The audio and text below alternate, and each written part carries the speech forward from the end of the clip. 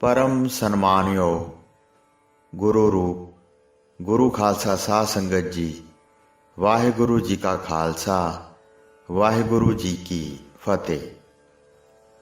ब्रह्म ਗਿਆਨੀ संत बाबा श्याम सिंह जी ਦੇ परम सेवक संत बाबा साधु सिंह जी ਦਾ ਦਾਸ ਨੂੰ ਲਾਹੌਰ ਵਿਖੇ ਮਿਲਾਪ ਹੋਇਆ ਤੇ ਉਹਨਾਂ ਨੇ ਆਪਣੀ ਹੱਡ ਬੀਤੀ ਇਸ ਤਰ੍ਹਾਂ ਸੁਣਾਈ।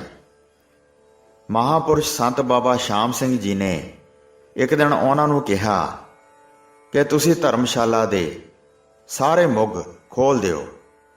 ਅਸੀਂ ਹੁਕਮ ਮੰਨ ਕੇ ਆਸ਼ੀਰਵਾਦ ਲਈ। ਫਿਰ ਦੂਜਾ ਹੁਕਮ ਉਹਨਾਂ ਨੇ ਇਹ ਕੀਤਾ ਕਿ ਕੁਝ ਗਊ ਦਾ ਗੋਹਿਆ ਲਿਆ ਕੇ ਉਸ ਦਾ ਲੇਪਣ ਫਲਾਣੇ ਥਾਂ 'ਤੇ ਕਰ ਦਿਓ। ਇਸ 'ਤੇ ਅਸੀਂ ਕੁਝ ਇੰਤਜ਼ਾਰ ਕੀਤਾ ਤੇ ਕਿਹਾ ਕਿ ਉੱਥੇ ਪੱਕਾ ਫਰਸ਼ ਬੁੱਝਾ ਹੋਇਆ ਹੈ, ਉੱਪਰ ਗੋਬਰ ਦਾ ਪੋਚਾ ਦੇਣਾ ਠੀਕ ਨਹੀਂ ਹੋਵੇਗਾ। ਇਸ 'ਤੇ ਬ੍ਰਹਮ ਗਿਆਨੀ ਕਹਿਣ ਲੱਗੇ ਕਿ ਹੁਕਮ ਮੰਨੀਦਾ ਹੈ, ਟਿੱਕਾ ਟਿੱਪਣੀ ਨਹੀਂ ਕਰੀਦੀ। ਸੋ ਉਹਨਾਂ ਦਾ ਹੁਕਮ ਮੰਨ ਕੇ ਦਾਸ ਨੇ ਗੋਹੇ ਦਾ ਪੋਚਾ ਫੇਰ ਦਿੱਤਾ। ਤੀਜਾ ਹੁਕਮ ਉਹਨਾਂ ਦਾ ਇਹ ਸੀ ਕਿ ਖੂਹ ਤੋਂ ਇੱਕ ਧੋ ਮਾਂਜ ਕੇ ਕਮੰਡਲ ਸਵੱਛ ਜਲ ਦਾ ਭਰ ਕੇ ਲਿਆਓ, ਜੋ ਤੁਰੰਤ ਮੰਨਿਆ ਗਿਆ। ਥੋੜ੍ਹੀ ਦੇਰ ਪਿੱਛੋਂ ਇੱਕ ਬੰਦਾ ਉੱਡਦਾ ਹੋਇਆ ਉਹਨਾਂ ਮੁੱਗਾਂ ਬਾਣੀ ਥੱਲੇ ਉਤਰਿਆ ਤੇ ਐਨ ਹੇਠਾਂ ਆ ਕੇ ਖੜਾ ਹੋ ਗਿਆ। ਮਹਾਪੁਰਸ਼ਾਂ ਨੇ ਇਸ਼ਾਰਾ ਕੀਤਾ ਤੇ ਕਿਹਾ, ਸ਼੍ਰੀ ਗੁਰੂ ਗ੍ਰੰਥ ਸਾਹਿਬ ਜੀ ਦਾ ਅਖੰਡ ਪਾਠ ਹੋ ਰਿਹਾ ਹੈ, ਅੰਦਰ ਜਾ ਕੇ ਮੱਥਾ ਟੇਕੋ। ਮੱਥਾ ਟੇਕਣ ਉਪਰੰਤ ਉਸ ਬੰਦੇ ਨੂੰ ਬਚਨ ਕੀਤਾ ਕਿ ਲੇਪਣ ਕੀਤਾ ਹੋਏ ਥਾਂ 'ਤੇ ਬੈਠ ਜਾਓ। ਨਾਲ ਹੀ ਉਹਨਾਂ ਨੂੰ ਕਮੰਡਲ ਵਾਲੇ ਜਲ 'ਤੇ ਕੁਝ ਪੜ੍ਹ ਕੇ ਤੇ ਫੂਕ ਮਾਰ ਕੇ ਪੀਣ ਲਈ ਦਿੱਤਾ। ਪੀਂਦਿਆਂ ਸਾਰ ਹੀ ਉਹ ਬੰਦਾ ਉੱਚੀ ਉੱਚੀ ਰੋਣ ਲੱਗ ਪਿਆ ਤੇ ਜ਼ੋਰ-ਜ਼ੋਰ ਦੀਆਂ ਚਾਂਗਰਾਂ ਮਾਰਨ ਲੱਗਾ, ਜਿਸ ਨੂੰ ਸੁਣ ਕੇ ਆਸ-ਪਾਸ ਦੇ ਬਾਜ਼ਾਰ ਵਿੱਚ ਬਹੁਤ ਲੋਕ ਇਕੱਠੇ ਹੋ ਗਏ। ਬ੍ਰਹਮ ਗਿਆਨੀ ਜੀ ਨੇ ਉਸ ਤੋਂ ਇਸ ਚੀਖ ਚਿਹਾੜੇ ਦਾ ਕਾਰਨ ਪੁੱਛਿਆ। ਉਹ ਕਹਿਣ ਲੱਗੇ, ਤੁਸੀਂ ਅੰਤਰਜਾਮੀ ਹੋ, ਮੇਰੇ ਪਾਸੋਂ ਕੀ ਪੁੱਛਦੇ ਹੋ? ਪਰ ਮਹਾਪੁਰਸ਼ ਕਹਿਣ ਲੱਗੇ, ਤੁਸੀਂ ਆਪ ਹੀ ਸਾਰਾ ਭੇਦ ਖੋਲ੍ਹੋ। ਤਾਂ ਉਹਨਾਂ ਨੇ ਇਸ ਪ੍ਰਕਾਰ ਵਿਸਥਾਰ ਨਾਲ ਸਾਰਾ ਹਾਲ ਸੁਣਾਇਆ। ਮੈਂ ਇੱਕ ਯੋਗੀ ਹਾਂ ਤੇ ਪਿਛਲੇ ਤਕਰੀਬਨ 500 ਸਾਲ ਤੋਂ ਹਿਮਾਲਿਆ ਪਰਬਤ 'ਤੇ ਤਪ ਕਰ ਰਿਹਾ ਹਾਂ। ਯੋਗ ਦੇ ਬਲ ਨਾਲ ਮੈਨੂੰ 9 ਨਿਧੀਆਂ ਤੇ 18 ਸਿੱਧੀਆਂ ਪ੍ਰਾਪਤ ਹੋ ਗਈਆਂ ਹਨ। ਮੈਂ ਜੋ ਵੀ ਮੂੰਹ 'ਚੋਂ ਆਖ ਦੇਵਾਂ ਪੂਰਾ ਹੋ ਜਾਂਦਾ ਹੈ।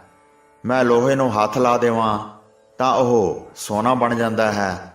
ਮੈਂ ਆਪਣਾ ਵੱਡੇ ਤੋਂ ਵੱਡਾ ਤੇ ਛੋਟੇ ਤੋਂ ਛੋਟਾ ਆਕਾਰ ਬਣਾ ਸਕਦਾ ਹਾਂ। ਮੈਂ ਇੱਛਾਧਾਰੀ ਵੀ ਹਾਂ ਤੇ ਜਿਸ ਜੀਵ ਦਾ ਰੂਪ ਧਾਰਨ ਕਰਨਾ ਚਾਹਾਂ ਧਾਰ ਸਕਦਾ ਹਾਂ। ਮੈਂ ਆਪਣੀ ਦਿਵ ਦ੍ਰਿਸ਼ਟੀ ਨਾਲ ਦੂਰ ਤੋਂ ਦੂਰ ਦੀ ਚੀਜ਼ ਨੂੰ ਦੇਖ ਸਕਦਾ ਹਾਂ। ਮੈਂ ਉੱਡ ਵੀ ਸਕਦਾ ਹਾਂ ਤੇ ਅੱਜ ਹਿਮਾਲਿਆ ਪਰਬਤ ਤੋਂ ਉੱਡ ਕੇ ਆਇਆ ਹਾਂ। ਮੈਂ ਤ੍ਰਿਕਾਲਦਰਸ਼ੀ ਵੀ ਹਾਂ ਤੇ ਮੈਨੂੰ ਪਿਛਲੀਆਂ ਤੇ ਅਗਲੀਆਂ ਆਉਣ ਵਾਲੀਆਂ ਗੱਲਾਂ ਦਾ ਪੂਰਾ ਪਤਾ ਹੈ। ਮੇਰੇ ਵਿੱਚ ਇਤਨੀ ਸ਼ਕਤੀ ਹੈ ਕਿ ਮੌਤ 'ਤੇ ਮੇਰਾ ਅਧਿਕਾਰ ਹੈ।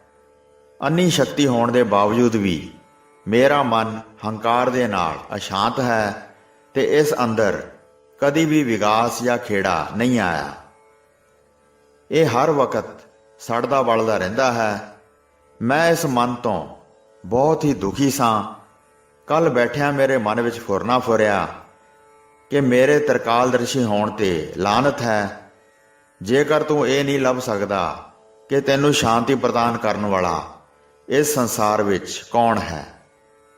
ਇਹ ਵਿਚਾਰ ਕੇ ਜਦ ਮੈਂ ਆਪਣੀ ਦਿਵ ਦ੍ਰਿਸ਼ਟੀ ਨਾਲ ਸਾਰੇ ਸੰਸਾਰ ਵਿੱਚ ਨਜ਼ਰ ਮਾਰੀ ਤਾਂ ਮੈਨੂੰ ਪਤਾ ਲੱਗਾ ਕਿ ਕੇਵਲ ਤੁਸੀਂ ਹੀ ਮੇਰਾ ਇਲਾਜ ਕਰ ਸਕਦੇ ਹੋ।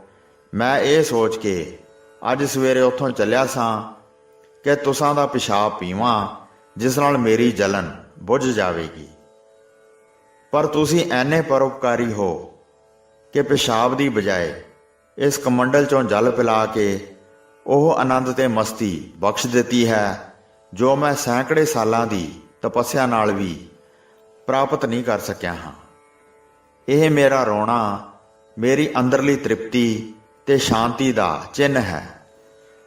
ਬ੍ਰਹਮ ਗਿਆਨੀ ਬਾਬਾ ਸ਼ਾਮ ਸਿੰਘ ਜੀ ਨੇ ਇਸ ਗੱਲ ਨੂੰ ਸੁਣ ਕੇ ਕੋਈ ਆਕੜ ਨਹੀਂ ਮਾਰੀ, ਸਗੋਂ ਬਚਨ ਕੀਤਾ ਕਿ ਯੋਗੀ ਰਾਜ ਜੀ, ਤੁਹਾਡਾ ਮਨ ਤਾਂ ਉਦੋਂ ਹੀ ਸ਼ਾਂਤ ਹੋ ਗਿਆ ਸੀ ਜਦ ਤੁਸਾਂ ਸਾਡਾ ਪਿਸ਼ਾਬ ਪੀਣ ਦਾ ਸੰਕਲਪ ਬਣਾਇਆ ਸੀ, ਕਿਉਂਕਿ ਦੂਜੇ ਦਾ ਪਿਸ਼ਾਬ ਉਹ ਹੀ ਪੀਂਦਾ ਹੈ ਜੋ ਆਪਣੇ ਆਪ ਨੂੰ ਨਖਿੱਧ ਸਮਝੇ। ਯੋਗੀ ਜੀ ਨੇ ਮੱਥਾ ਟੇਕਿਆ ਤੇ ਵਾਪਸ ਜਾਣ ਦੀ ਆਗਿਆ ਮੰਗੀ। ਬਾਬਾ ਜੀ ਨੇ ਥਾਪਣਾ ਦਿੱਤੀ ਤੇ ਉਹ ਮੁੜ ਉਹਨਾਂ ਮੁੱਗਾ ਥਾਣੀ ਹੀ ਸਿੱਧੇ ਉੱਪਰ ਨੂੰ ਚੜ੍ਹ ਗਏ। ਸੰਤ ਬਾਬਾ ਸਾਧੂ ਸਿੰਘ ਜੀ ਨੇ ਦੱਸਿਆ ਕਿ ਅਸੀਂ ਫਟਾਫਟ ਪੌੜੀਆਂ ਰਾਹੀਂ ਉੱਪਰਲੀ ਛੱਤ ਤੇ ਚੜ੍ਹ ਗਏ ਕਿ ਦੇਖੀਏ ਇਹ ਯੋਗੀ ਕਿੱਧਰ ਨੂੰ ਜਾਂਦਾ ਹੈ। ਉਹਨਾਂ ਨੇ ਦੱਸਿਆ ਕਿ ਉਹ ਯੋਗੀ ਜੀ ਦਰਬਾਰ ਸਾਹਿਬ ਦੇ ਐਨ ਉੱਪਰ ਚਲੇ ਗਏ ਤੇ 3 ਵਾਰੀ ਸਿਰ ਝੁਕਾ ਕੇ ਅਦਬ ਸਤਿਕਾਰ ਨਾਲ ਪ੍ਰਣਾਮ ਕੀਤਾ ਤੇ ਮੁੜ ਉੱਪਰ ਅਸਮਾਨ ਵੱਲ ਚੜ੍ਹਦੇ ਗਏ ਤੇ ਕੁਝ ਚਿਰ ਪਿੱਛੋਂ ਅੱਖਾਂ ਤੋਂ ਓਲੇ ਹੋ ਗਏ।